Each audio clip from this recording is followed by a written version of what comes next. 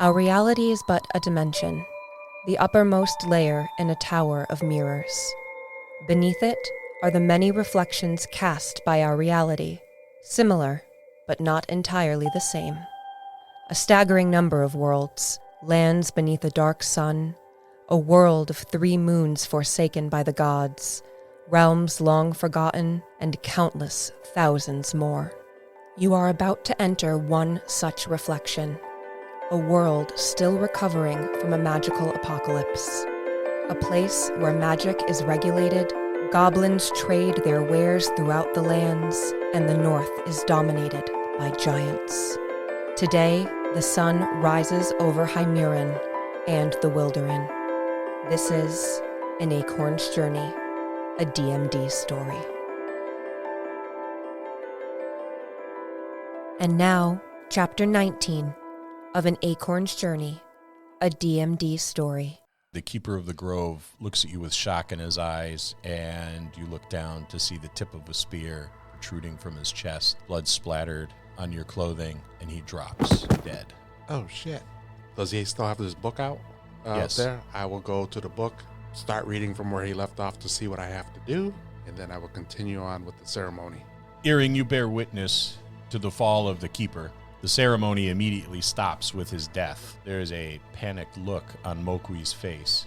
Iring shifts into his cat form, pulls out a battle axe and a dagger, looks to Mokui. You need to get this done. Let's give him a look of, I can do it, but I don't know if I can do it look.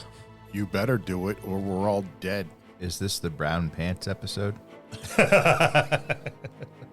It's the red shirt episode. Longwei, the droves of faceless ones have emerged from the tree line and are now crouched low, skulking towards you menacingly. I'm gonna yell out to them. I am Longwei, swordsman of the East, brother to Madry, the shield of my allies, the tip of the spear of my foes. Turn around now or face certain doom. I'll grant you inspiration for the monologue. Thank you. But they ignore and continue to move forward. Dash? Dash gets a look of utter surprise on his face looking down, screams out, "Keep her down!" and fires an arrow Where? into the front line. Okay. Roll your attack. That's a 20. Dirty. That dirty 20 will hit. That's a 6. Faceless one directly in front of you catches an arrow in the shoulder. He jerks back a moment, a look of surprise, and continues forward. Madry. Madry starts a low drone and then starts chanting Magia, Elder of all dragons, Yes. Flame of the world. We await you. We request your assistance in this battle to protect the magic of the world. You are our last hope. We will hold off all of the fiends until you arrive. Magia, we call upon you. And he just looses an arrow, starts firing upon the crowd. 21. 21 hits. Are you hitting a wounded one, or are you going fresh? I'll take out the wounded one that's just hit. Okay. It's 7 damage. And he falls. Arrow protruding from his forehead. Madry keeps chanting. Mokui, I will go to the book to see where he left off. I will need a really good Arcana check. That was the really good part. 10. You look from the dice to the sheet, back to the dice, back to the sheet, going, yeah, there's not that many pluses. Either we're doomed or we need to bring everybody out to fight the hordes of faceless ones and then do the ritual. Mokui rushes to the book, a sense of urgency in his step, finds the place in the book where it is the beginning of the ritual, and then turns to you slowly with a look of shock on his face and deep concern. Son, if you're out there, please show up now. Please. Please, son. Iring? Iring will cast Zephyr Strike on himself and move up and attack the front line. There is a swirling of magic energy, and Iring leaps to the air, emitting a growl somewhere between feline and human, and moves at blinding speed to the front line, coming alongside his allies. And he will attack first with his battle axe and then with the dagger. 17 and 16. Both are hits. So the battle axe is 4 normal damage and 8 force damage. Okay. He falls beneath your first blow of your battle axe. Cut deeply into his chest. Wrench it free with a spattering of blood, and more begin to pour out of the forest. Your enemy begins to rush up on you. 3 on each of you, and they attack. Longwei, 3 rush up on you, and there is a blinding duel of sword, spear, and hammer. You deftly deflect their blows with your skill. You are far more skilled at combat than they are, but they have advantage in numbers. See what we can do about reducing those numbers. Madry, you are beset upon by your foes. They rush in, one with a spear thrust. You parry aside with a forearm strike. Another one launches a spear in your direction. Again, that is struck aside with an open palm maneuver. Did he throw it? Yes, I deflect missiles. he missed. Oh, he missed? Well, fine.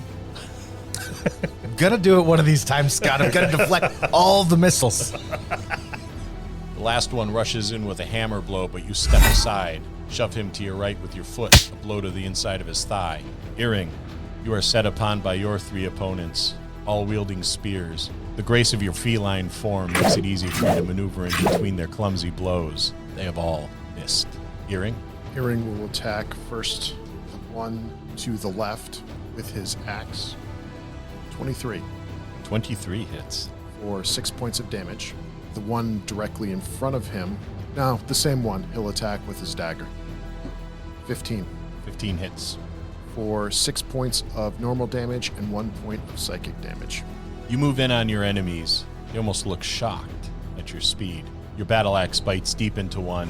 His head lurches back in a silent scream, and then you thrust into his throat with your dagger, finishing him. I will then disengage 5 feet back. Longwei? I'm going to attack the 2 to my right, which would be the ones closest to Madry. Scimitar in each hand, and strike out 1 for one target and 1 for the next.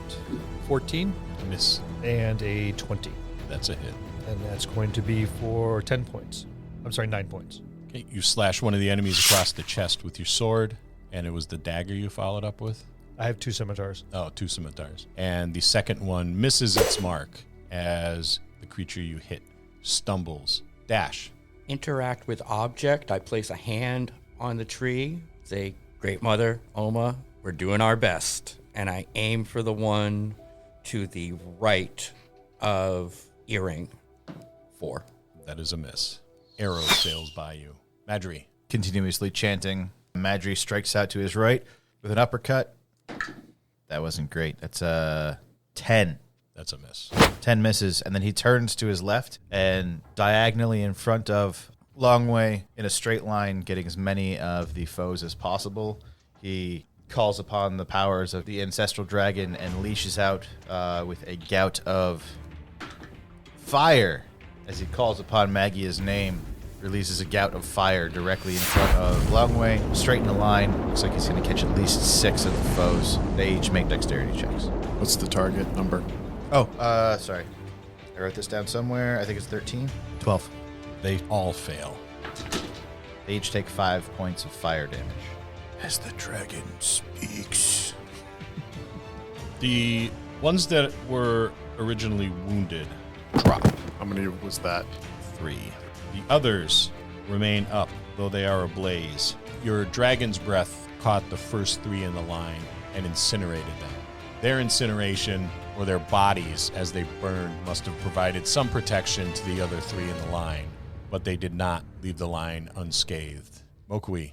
I will turn to Acorn and I will tell her, you need to trust us and you need to speak to Oma and ask her for any assistance that she can give us, even though she is dying. You are here to take her place, and Iring, Madry, Longwei, Dash, and myself are here to make sure that nothing happens to you. Then I will have her do that, and I will continue reading the book. She walks over and places her hand on the old tree and closes her eyes and then opens them, turns to you and shakes her head. No. You need to do this, or we're all going to die. Iring will die. Oma will die. She looks at you and says, she does not speak. Perhaps she will just listen. She shrugs her shoulders. I will continue doing the ritual and see what needs to be done next. Let's have a lore check. By lore, you mean Arcana? Arcana, sorry. 9. It's going to be a long day. It's gonna be a long You day. know, just transform and get your ass over here. Let him work. We have our job to do. You letting him work is like letting you read maps. Yes, but we have no idea he sucks horribly. We think he's doing a great job. Yeah, you're quite busy with what you're doing. You begin to feel sweat beating up on your forehead and running down your armpits. The stress is on. Yes, it is. It's only the fate of the world. At least Iring won't be mad with me no more. Longwei, you are closed in again by 3 more enemies. The first uses an overhead chopping motion on you. You dip under the chop, avoiding the blow, and inadvertently step into a spear thrust. You take 7 points of damage. Got it. The third blow misses. Iring, you are attacked as more move in to fill the ranks of the fallen. There's a flurry of slashes and chopping motions from the wicked scimitars they wield. But again, the grace of your feline form affords you safety, for now, anyway. Madry, you are attacked. 4 enemies move in on you. Your display of flame breath must have attracted some unwanted attention. Fiercely, they beat at you with their weapons, stabbing, slashing, striking your shell. But the hard shell of your people provides you a tremendous amount of protection, and their weapons bounce off it. Ringing off like a Jamaican steel drum. Iring, Iring will attack one closer to Longwei with his battle axe. That is a 12. 12 misses. Then he will attack the same one with his dagger. That is a 16. That'll hit. That'll be for 6 points of normal damage and 4 points of psychic damage. You thrust your dagger up into his armpit. His back arches with the pain, and then a wave of energy passes over his body, and he falls limply to the ground. I will then take a 5-foot disengage action to move closer to Longwei. Longwei? Seeing my brother surrounded, I am becoming somewhat upset, and I'm going to let out a draconic roar.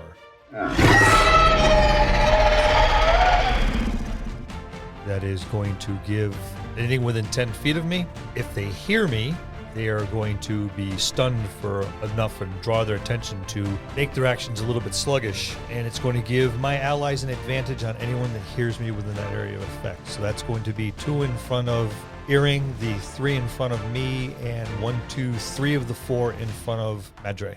And that grants advantage. To all attacks till my next action.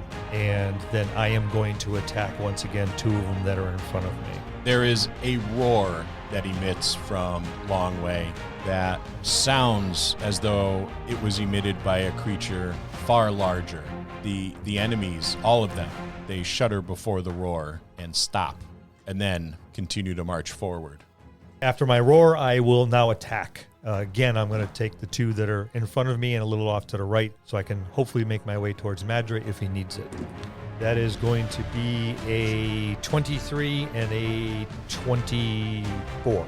Both are good hits. The primary is going to be a 11 points damage and 6 points damage. And 2 of your enemies fall before your feet. There's now a river of blood flowing by your sandals. But the enemy keeps pressing forward. Dash? Dash is looking at the one on the left of Iring. Takes a quick glance down to make sure nothing is coming out of the wood line closer to where the ritual is attempting to be made. Nothing at all. And then fires. You have advantage on that. Good. I thought he had to be That's within an 10 18, feet. 19. What is it? 19. 19 hits. Roll your Or damage. 6 points of damage. Your arrow flies true and strikes the enemy in front of Iring in the thigh. He continues to press forward, far slower now than he did before. Madry? Madry's going to reach out and touch someone. And it's going to punch the guy in front of him. You or have the enemy in advantage. front of him. And with advantage, he gets a 20, not natural. 20 hits. With 6 points of damage. He's then going to use a key. That's one of the ones that's already been injured by the breath weapon. He will fall. He then is going to reach out and hit somebody else with a key, flurry of blows. Oh, thanks for the advantage. It's still not going to be enough. That's 12. That's a miss. And then he strikes again. Good thing I have more dice. Yeah, it's a small table. It's only 4 feet wide. 15. 15 hits. gout of light comes off of his fist, and he hits for max damage of 8. 8. And that one. Lightning damage. The first enemy is dispatched rather quickly as you strike him with a backhand. His neck snaps back. The second enemy moves in, thinking you are unaware of his movement, unaware of his presence behind you, and another spinning back fist launches him back a few feet, catching him unawares, but he still stands. Not for long. Mokui, Mokui takes a deep breath, casts guidance on himself, and then continues to go on with the ceremony. what does guidance give you, Mokui? It gives me a D4 to my ability checks. That's going to come in handy. Yes. You're going to have to do an Arcana check now. We are going backwards. We are at 8. With guidance. What'd you roll for guidance? A 1. Oh, no. We need to get you some new dice. You Please, what? son. Please, son. Please come and help. Celine, please come and help do the ritual, please. The lady who sold Dash the gloves, come help. The lady I shot in the thigh, come. I'm going to move these dice away. These are... I think we You should take wipe- a collection. Everyone grab one die from a spare set. We'll put another set together and pass it off to him because his are broken. You wipe a river of sweat from your brow, wipe your hands on your pants. Like I'm doing now. Yeah. Yeah, be careful. You might actually poison yourself with those rolls. He's got gloves on. Is the book facing the right side? I think so. New dice. A druid set. They're solid wood. Well, they can't roll any worse. Don't say that. You want mine? As Iring, Longwei, and Madry hold the line, you see several archers step from the wood line, and you hear a horn sound in the distance.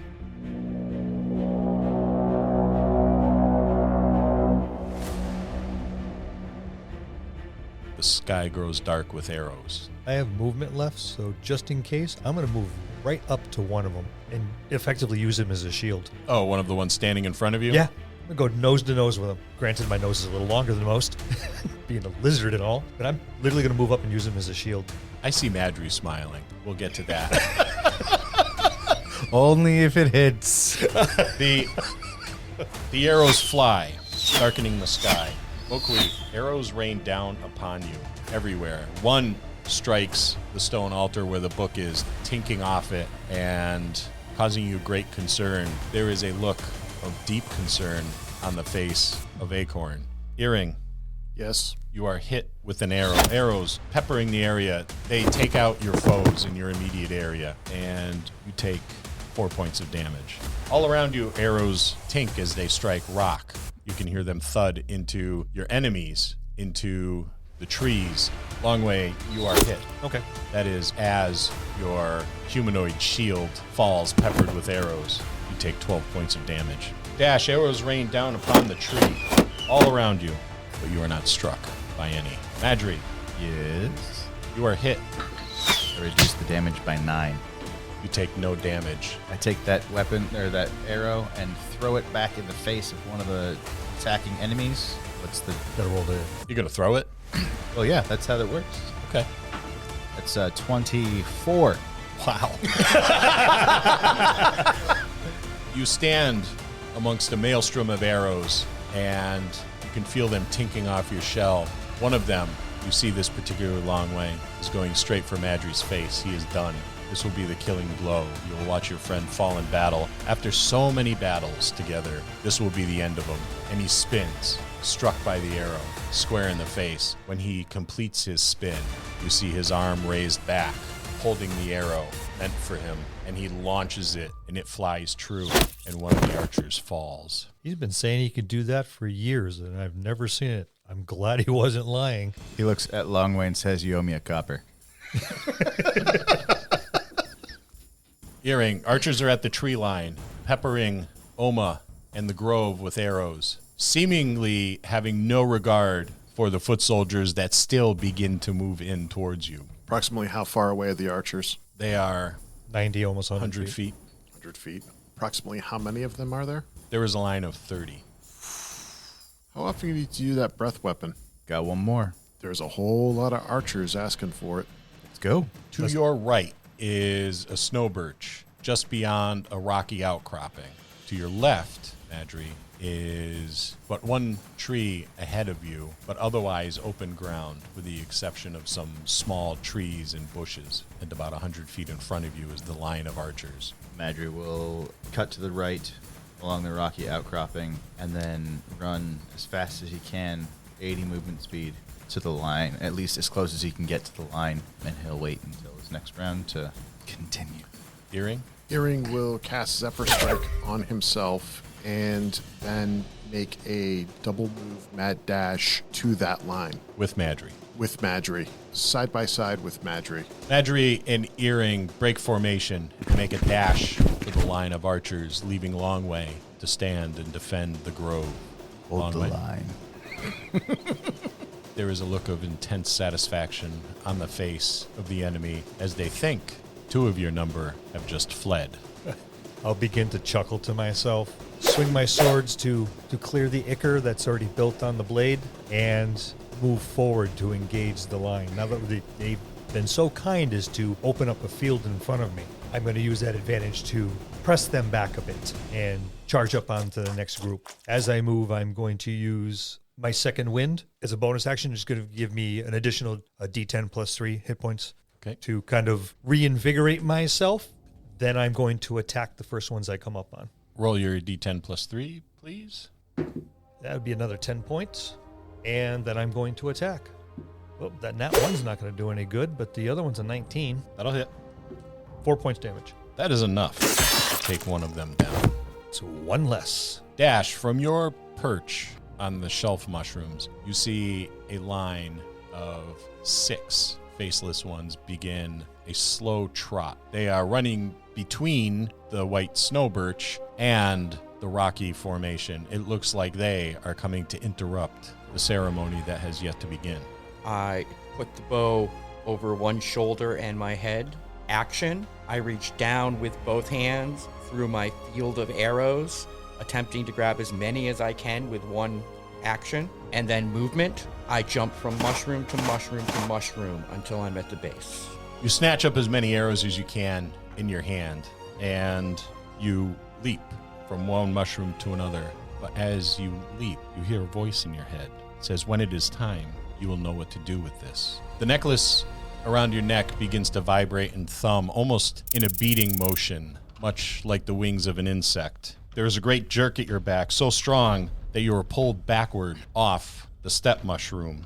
You feel wings, real beating wings. There is a shower of magical energy, small dust like glittering particles of magic. They begin to cascade from a set of large, powerful butterfly-like wings. They begin to beat fiercely. In your head, you hear the same voice. Fly, Dash, fly to battle. Dash flies, but not towards the battle. I fly out from the tree, drop down in front of the ritual, and as a bonus action, rage. I'm putting myself as close to Acorn as possible. Dash lands by the stone altar, fiercely beating wings on his back. Madry? Madry looks over at Iring and just keeps running, runs towards the edge of the group of the archers there. As soon as he does get there, he's going to unleash a single attack. 16. 16 hits. 5 points of damage. Okay. And then he's going to unleash yet another gout of flame, or I should say, lightning. Okay. Another 5 points of damage down a straight line of 30 feet on these archers. You race to the line of archers, and a soldier stands in your way. You strike the soldier, shoving him out of the way as you move past him, knocking him prone. There is a small spark of energy, a glow in the belly of your shell that begins to creep up the entire course of your body. Tendrils of golden electric energy, and then you unleash a lightning strike with a crackle and a hiss down the line of archers that are wheeling about, bows at the ready, to pepper you with arrows. 5 points of damage? 5 points of damage. Lie and say 10 or 12 or 15. You don't fudge dice rolls. He's using a sheet of paper. And a screen. Okay. I'm going to give Dash back his dice. I'll use my own from now on. They were better. How so bad? much for the druid dice. Yeah. That was a 5. You're going backwards. A lot. You're just building courage. You're saving it for this one next roll that's going to be a 20. Thank you. And I'm going to tell Acorn, we need your help. She looks at you curiously. See if Oma will listen to you. Try one more time. Talk to her. She puts her hand on the large tree and closes her eyes. Moments later, she opens them and shakes her head. Is she gone already? She shrugs her shoulders. That's my turn. Iring? Iring will move to be beside Madry and attack the prone soldier first that Madry had knocked over with his battle axe. 17? 17 hits. 7 points of normal damage and 3 points of psychic damage. Madry, running ahead of you, knocks the opponent prone much in the same way a football player attempting to make a touchdown would. As you come running by, he's standing up, and you take his head off with a swing of your battle axe mid-run. Then I will turn my attention to the closest archer and attack that one with my dagger. 12. 12 misses. And I make sure I am within 5 feet of Madry. Out of the corner of your eye, Mokwi, you see Dash, a light between the faceless ones emerging from the forest, and Acorn. He has golden, magical butterfly wings on his back. Oh, shit. A cascade of magical energy emitting from them. Roll me a d10, Dash, to see how many arrows you're able to pick up. 1. We probably picked up more than we dropped them on the way. Very tiny hands. Madry, DM Scott. what are you going to do? Madry's going to look down this line of archers. Roughly, how many are still in front of him? All of them. Son of a mother. Well, he's going to systematically make his way down this line, punching and kicking and scratching and biting, and maybe he'll pull something out of somewhere. I got butterfingers today. Good going, Butters. If only you had a little box to roll your dice into. I have to pick them up first. And we've discovered the problem. Madry misses his first one. What'd you roll? It was a 3 plus 6. It was a miss. Sorry, I do for the listeners. 3 plus 6 is 9. I missed. Yay, got it right the first time. He's going to Fury of Blows, Flurry of Fury. With one of his hits, he gets a 18. 18, is that your attack roll or is that your damage? That's the attack roll. I have D4s for damage. They don't get up that high. He hits, but it's fire damage. Flaming Fist comes through, and then the other one is a 10. That is a miss. Yeah. How much damage do you do with your Flaming Fist of Fury? 6 damage. Madry steps in, cocks back for a punch, and his fist ignites. He strikes the enemy. Flames shower over him. The hides he's wearing sizzle, but he remains standing. Oakley, ready to start that ceremony? Yes. 8th time is the charm. Oh, boy. It's a nice roll. What'd you get? 21 total. Yay, double digits. The crowd goes wild. Even the opponents stand up and cheer and clap their hands. Sweat lessons. It is then that you realize your mistake. Which And is? you begin the ceremony. You begin chanting the words in the book, and there is a rustle among the fallen dead leaves at the roots of Oma, and they begin to swirl about magical energy from a time long past. It builds in its crescendo, and there is a golden light cast upon the dying tree. Uh-oh. Keep going. What does it say? Anything in the book on what's supposed to be next? No. Oh, hell. Fuck it up. I'm trying not to. I'm going to take Acorn's hand in my hand and put my hand on the tree. And only because I know this worked, or I believe it worked with Acorn, I'm going to cast Cure Wounds on the tree just to see if it absorbs the magical energies. And we'll go with that. So you stop the ceremony? I think there's a confusion there. I think with the way he described it, you don't know where to go with the ceremony. Yeah, you so- just weren't aware that these are the effects of the ceremony. I think that's where the clarification needs to be. It doesn't say in the book what the effects are going to be, but you know what to do next in the ceremony. Yes, It just doesn't explain what the effects are going to be. Is that correct? that is absolutely. Okay, so I think your interpretation of what he said was incorrect. Okay. You know what to do next in the ceremony. You just don't know what the effects are of the ceremony until you finish. It might surprise you. Yes, I'll just continue on with the ceremony. He finally started. That surprises everybody. you continue the ceremony. Yes. And reading the ancient words from the old book, the swirling magical energy begins to engulf the tree. There is a strong wind that builds around the tree, swirling almost tornado-like. It is powerful and buffeting.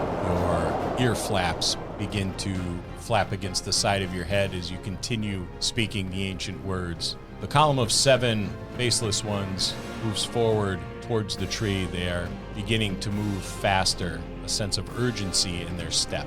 And more foot soldiers emerge from the forest and begin to close in on Longwei. Longwei, you wade into your opponents.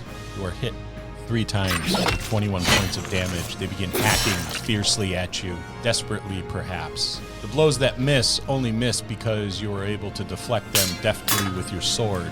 Iring and Madry, the archers drop their weapons, they draw short swords, and they begin to close in on you. Party time. Excellent. Iring, you're a hit twice, 6 points of damage. Madry, you are struck twice. 32 points of You take 9 points of damage as they close in on you, thrusting and stabbing with their short swords. He's within 5 feet of me, so I get to make a reaction attack against one of them Okay. with my battle axe. 14. 14 misses. Your blow falls short as you attempt to aid your companion. Iring? Iring will attack one of them that's close to him with the battle axe first. It was on a 14, then it was on a 20, now it landed on 8, so a 12. 12 misses. Then with the dagger. That's a 19. That's a hit.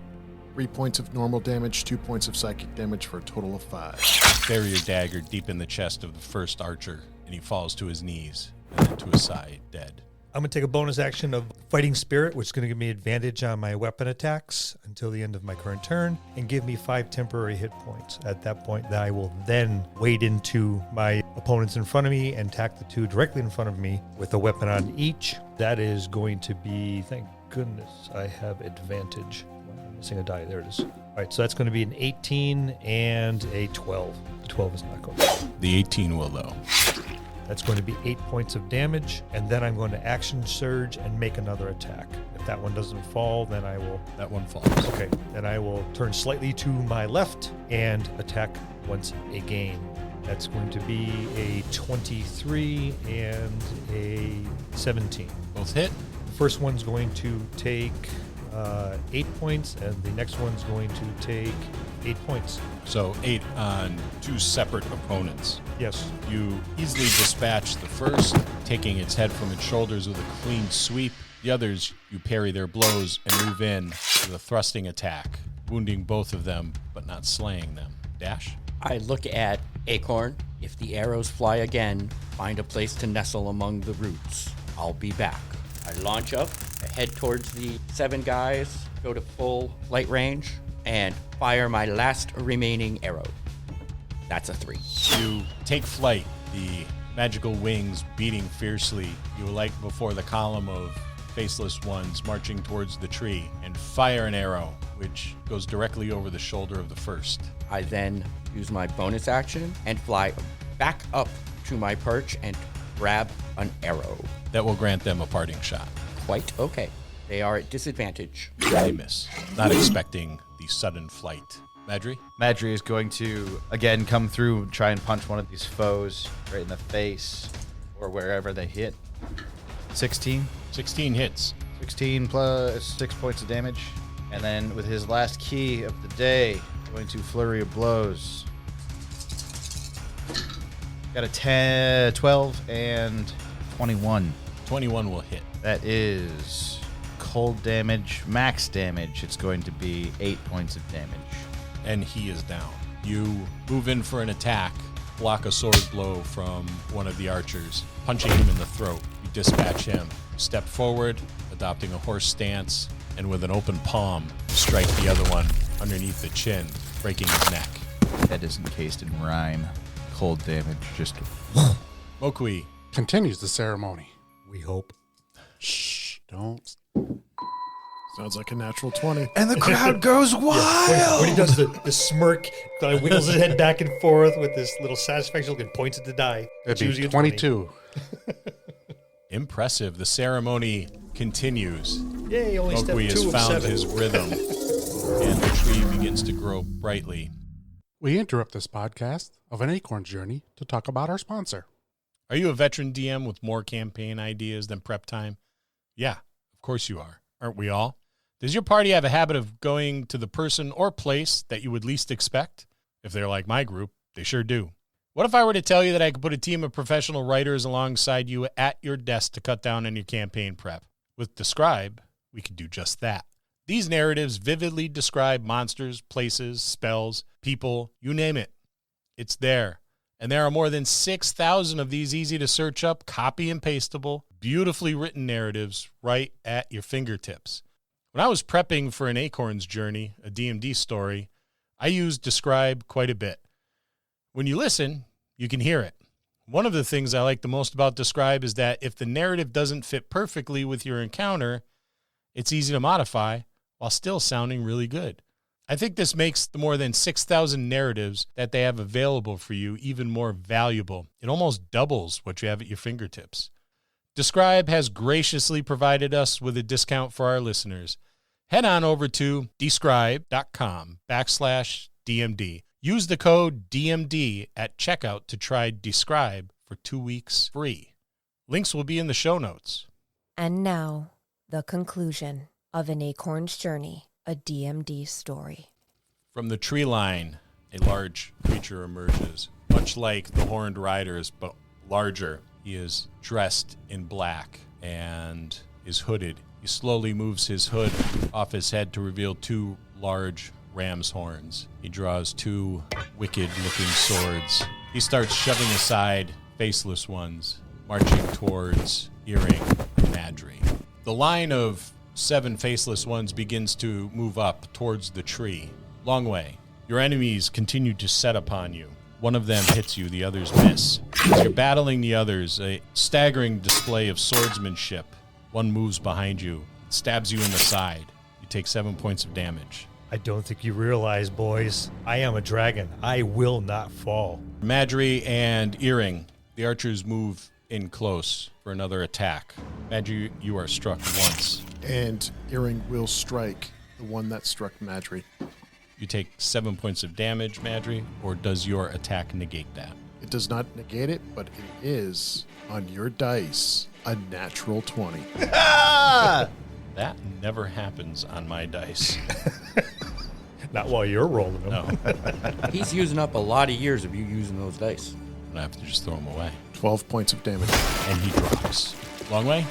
Once again. Oh, wait, I have to attack you, Iring. Yes, and I still get my attack. Yeah, He gets a whole action. Yeah, that was just a Whole reaction. That was a reaction. Trying to skip me.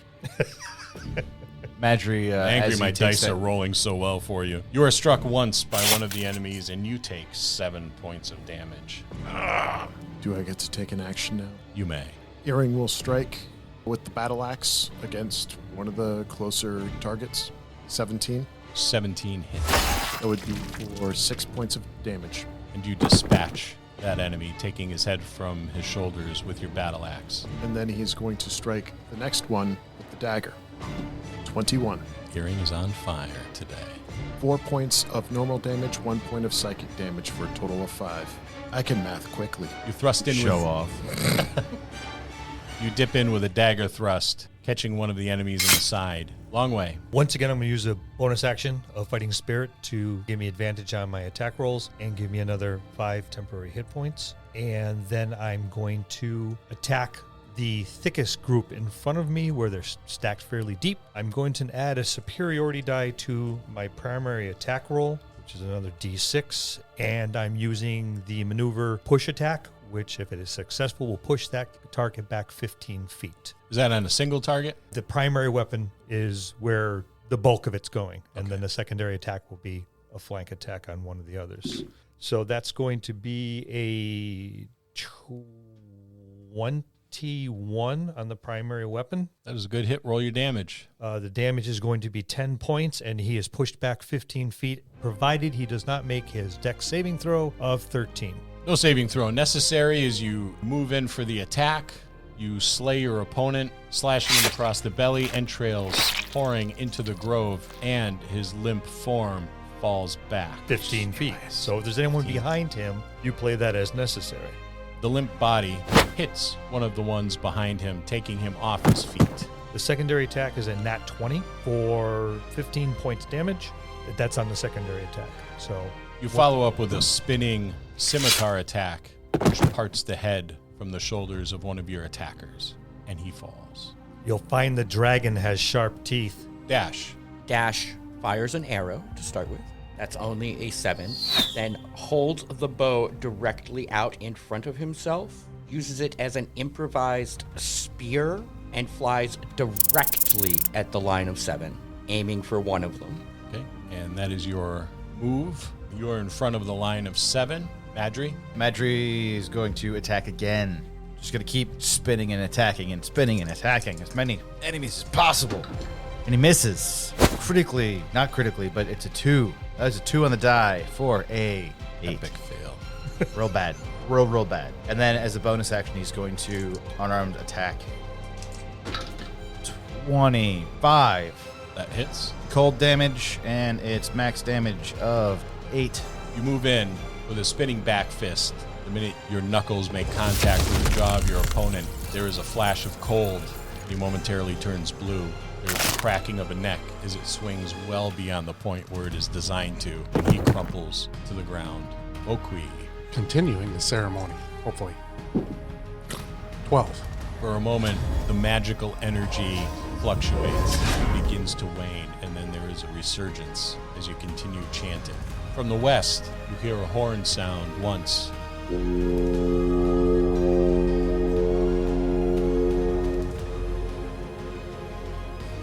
Twice.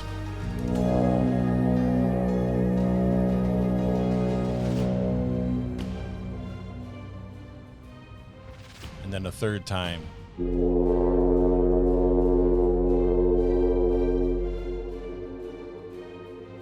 And the forest shakes terribly. Trees sway, threatening to snap in half. Suddenly, a massively built troll bursts onto the battlefield, bellowing fiercely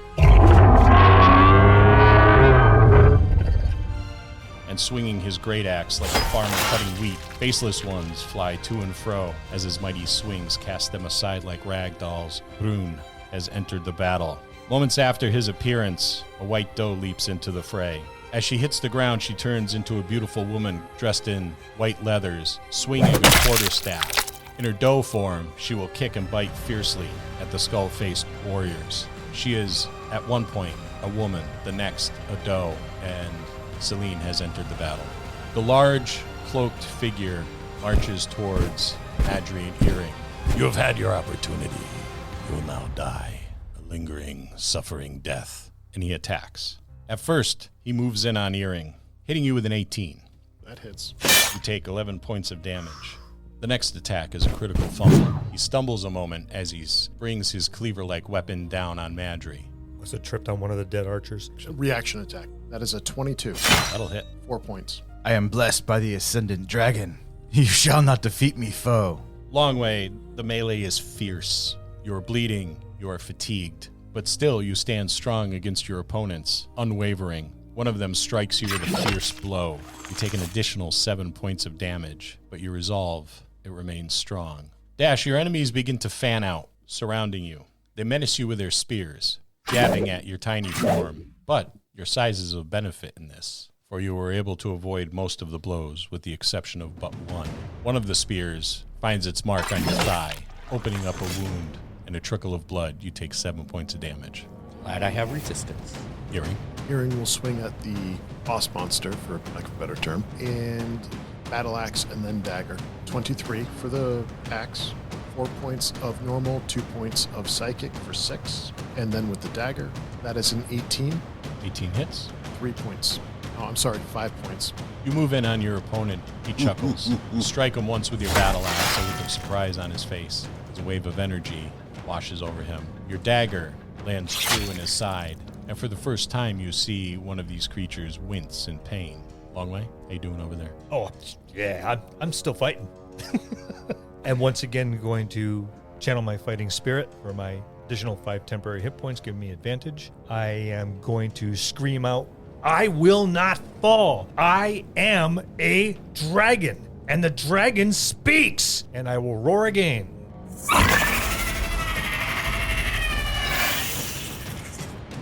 That's going to be a 20 and a 23. The 20 is going to be 9 points damage, and the 23 is going to be 5 points damage.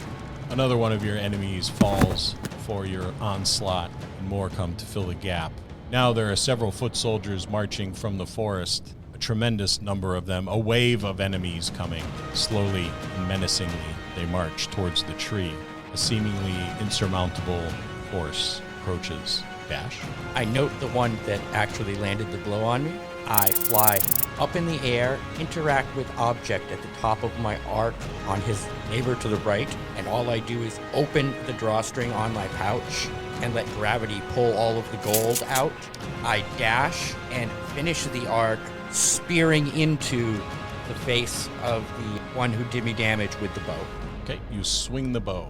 Oh no, it's straight out in front of me like I'm jousting. Like a lance. Like yes, a lance? like I'm jousting. 6. But it was a great setup. You fly up, releasing the drawstring on your pouch, showering one enemy with gold. The next, you attack, using your bow as a lance, if you will. But the new wings, you're still not used to them, so you overshoot your target. Now, on the outside of the circle, they wheel about to face you. Madry. Madry is going to turn to this very large creature, and he's gonna punch it, kick it, beat it down. He's gonna destroy this thing. I will beat you. Not with that roll. 12. 12 is a miss. I got a question for you. How many key points do you have? 0. Okay, this was the last one. No, I already used it. These are unarmed strikes that I have as a bonus action. That was a 10. Madry punches and punches. Yeses. Demonstrating what will happen when he finally hits you. Ah! You move in. There's times where you do strike this beast of a creature, but it seemingly has little effect. Your blows ricocheting off the armor, not finding the right kink in the armor to damage him. Locally, we will no longer require any more Arcana rolls. You seem to have hit your rhythm. Wow. I was starting to sweat. But wait, there's more. Oh. No, that's it. Okay. You do know that this ceremony requires a degree of concentration. Okay. Once that concentration is broken, the ceremony will fail. It's taking every ounce of your mind and body to control the ceremony. And I will just concentrate and continue on doing the ceremony. Madry, the creature moves in on you. Frank's readying his dice. Strikes you, and you take 13 points of damage. No, that's too many. I renounce your rolls and substitute my own. I'll take one. The reaction did not hit. That hurt lots. Are you down? No. Oh, How injured are you looking? That was almost half my hit points. Oh, okay. Because I'm not looking so good either. We're just going to keep going. Yeah. Bloody fists and... the enemy split shit. has seemed to place his focus on Madry. He does not attack you. The line of archers begins to move, short swords drawn. Longwei, Bring it. you are attacked. You deflect the blows with your swords. Your scimitars ring against the metal of theirs, and you go unscathed. I'll put my pencil down. Dash, your opponents step in. Each takes their attack. All miss. Dip between sword thrusts and spear strikes. Iring? Just a moment. Your dice need something. Now that they're charged up, let's have a roll. Let's All see right. what happens. So Iring will attack first with the battle axe, and then with the dagger. 15. 15 misses. Longwei? Have expended all the opportunities to fortify myself. I will once again make 2 attacks, but I'm going to let out a roar. Oh, I just did that. I'm still under the effects of it. Okay, I have already let out my roar. I'm going to make 2 attacks, and I'm once again going to channel a superiority die to add to one of the hits and see if I can push yet another foe back 15 feet into some of the oncoming creatures. That's going to be a 23 and a 22. Both. 23. Actually, they're both 23s. The primary attack is going to be 6 points damage, and the secondary attack is going to be 10. But the primary, it has to make a dex save of 13, otherwise it's pushed back 15 feet. That enemy falls before your attack, and its limp corpse is flung amongst its fellows. The second attack does how much damage? The second attack did 10. 10. Your follow-up strike opens up the belly of another enemy, and he crumples in a heap.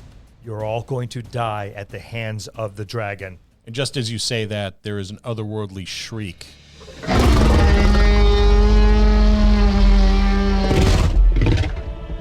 Something so primal and ancient, loud and fierce that it stings the ears and shakes the very foundation of your soul.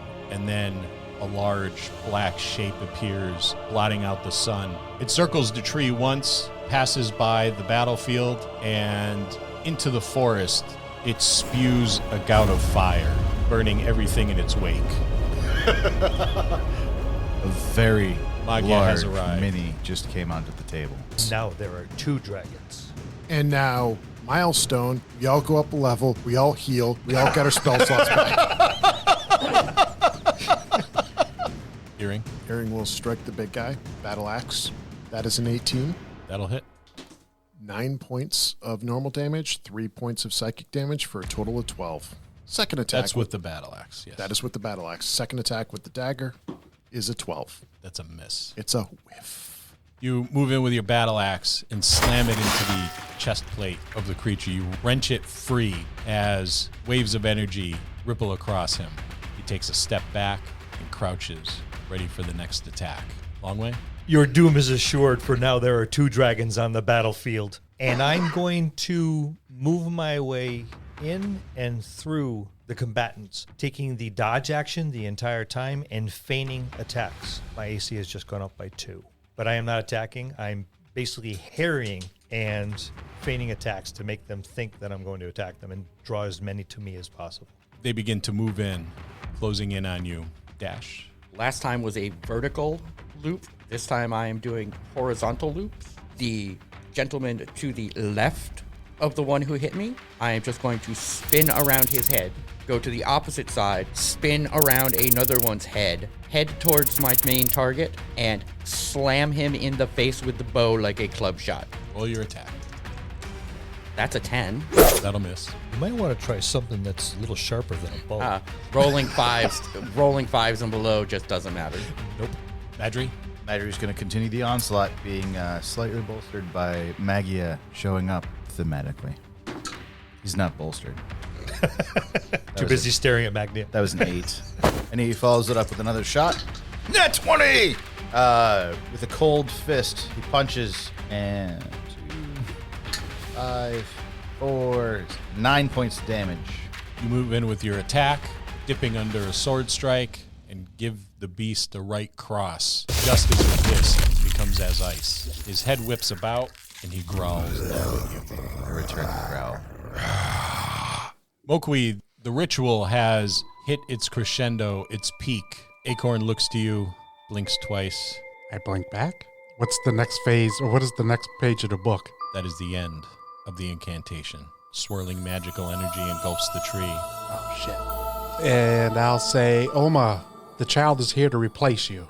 I hope I'm doing this right. I will lead the child to where I think she should be and sort of plant her. And then I will say, we are here to defend you, and I give my life for you. She steps forward, places her hands upon the tree, and the magical energy begins to swirl around her. Iring, the beast moves in on you. It chops its cleaver-like swords down on you, and you deflect him with a shaft of your battle axe. He misses. Longwei. Using the dodge action, I spoke wrong. It's not a +2. They are, as provided I make my dexterity saving throw, which I made with a 19. They are at disadvantage to hit me. Okay. But again, I'm going to go through feint attacks and harry them too. As long as they're swinging at me, they're not swinging at somebody else. You are struck twice for 16 points of damage. That puts me down. The last blow struck is directly to the chest of Longwei. The sword is yanked out viciously. Blood falls to the ground. Longwei drops to one knee and then slumps to his side. His enemies begin a run past him towards the tree. Dash, you're being attacked. Oh, okay. Yep. They have disadvantage. You are hit once for 7 points of damage With what? with a spear. Okay, I have resistance against that right now. Madry, your enemy has already made his attack. You're spared. I don't get to make my reaction. Mokwe, you stand within the swirling magical energy with the child. She places her hands upon the tree, Tendrils begin to form on the base of the tree, and they wrap around her arms and her body, almost like an embrace. On the battlefield, Brune is smiting his opponents. Celine is swinging her quarterstaff, enemies falling at her feet, and Maggia takes flight, dropping claws full of faceless ones to the ground below. Iring? Iring will... In what position is the main faceless one? What position is he in regards to Iring and Madry? He has squared off in front of the two of you. Iring is going to cast Zephyr Strike, and he is going to go for the knee. 21. You hit with your battle axe, I assume? Yes. I keep forgetting to make him my favorite foe, so I'm going to make him my favorite foe now. It's about time.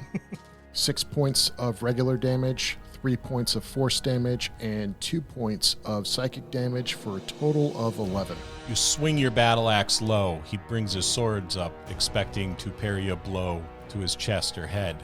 When your battle axe makes its impact on the knee, it knocks a chunk of his armor free, and he buckles, dropping down to one knee.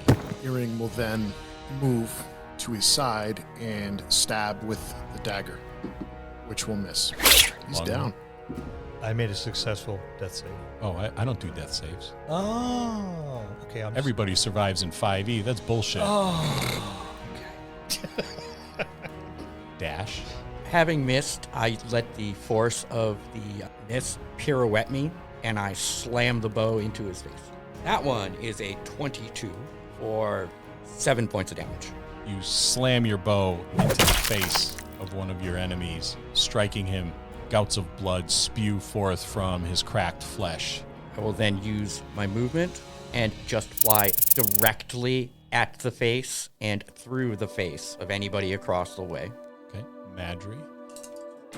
Madry steps up and targets the other knee of this foe, giant foe, and he comes across with a punch, slamming his fist into the knee with an 18. 18 hits. Max damage of 8. He then comes across the other side with a kick. Critical fail!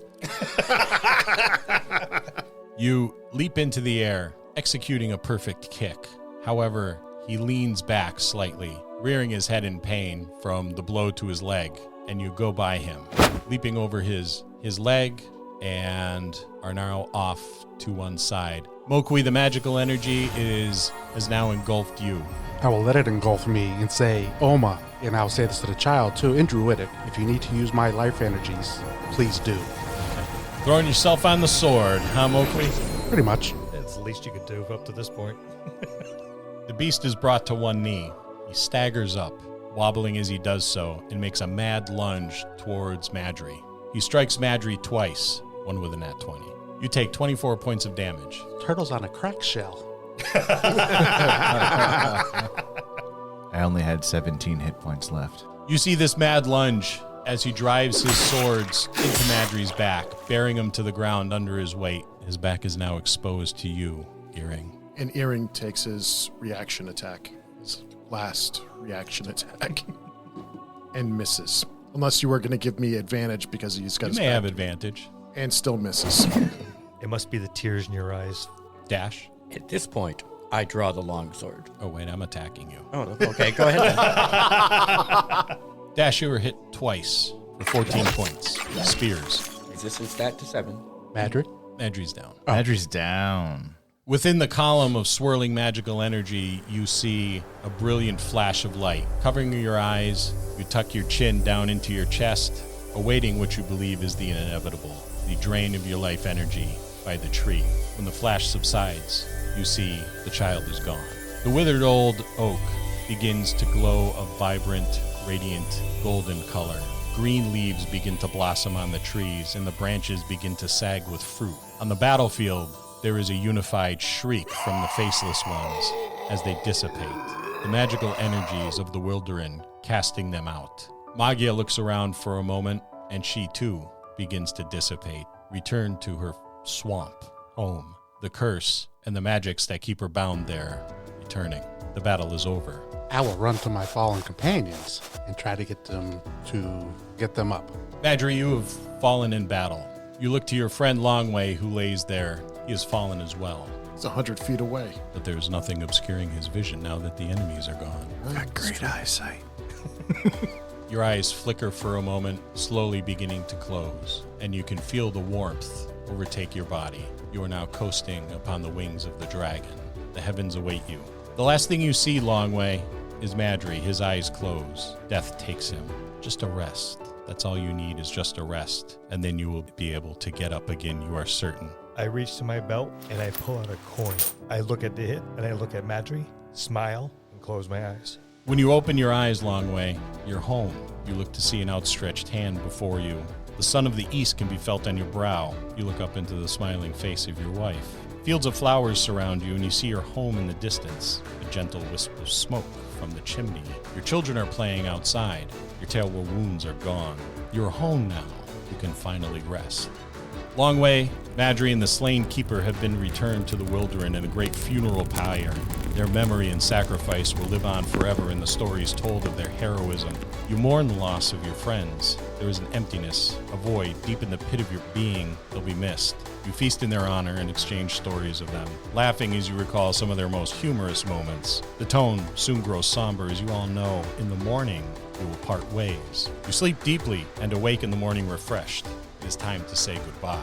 Mokwe, as hard of a decision as it was, you determine that your path ends here in the Keeper's Grove to tend to Oma, the last remaining Heimurrin and source of magic for the Wilderin, and quite possibly the rest of Heimurrin. You stand at the gate of Keeper's Grove, 2 large trees, and bid farewell to your friends. You exchange embraces and tears as you say goodbye.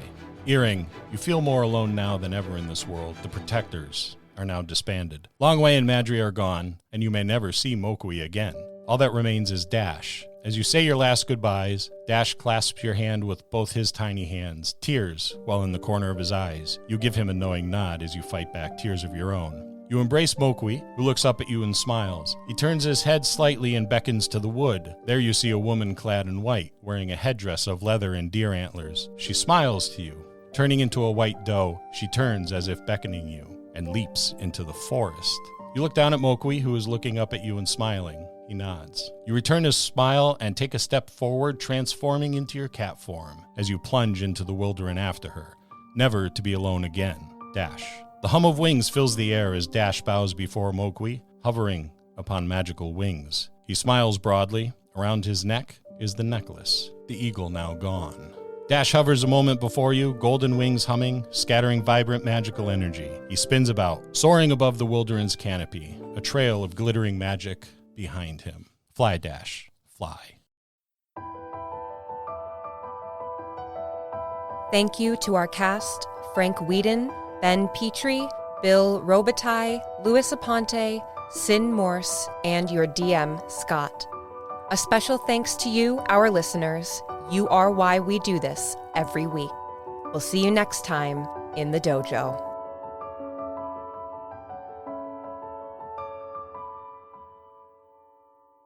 Dash soars through the trees on magical wings, the iridescent wings glistening in the sunlight, filtering through the leaves. He dips and dances through the branches, his laughter ringing like bells. The Wilderin is alive with the sounds of nature, and he seems at one with it, a part of the magic that permeates the air. As he flies, he spreads a trail of glittering sparkles that cling to the leaves and flowers. Bursting through the canopy, he lands on a leaf, drinking in the sprawling landscape before him. Suddenly, he stops. Dash's smile slowly fades, replaced by a look of deep concern. Oh, no.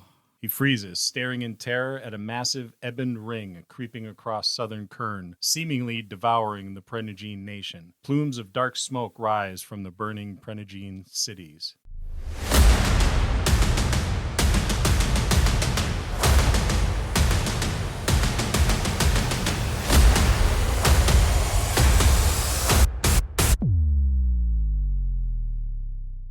Join us for our next adventure, The Jewel of Maz Shapur, coming in July 2023.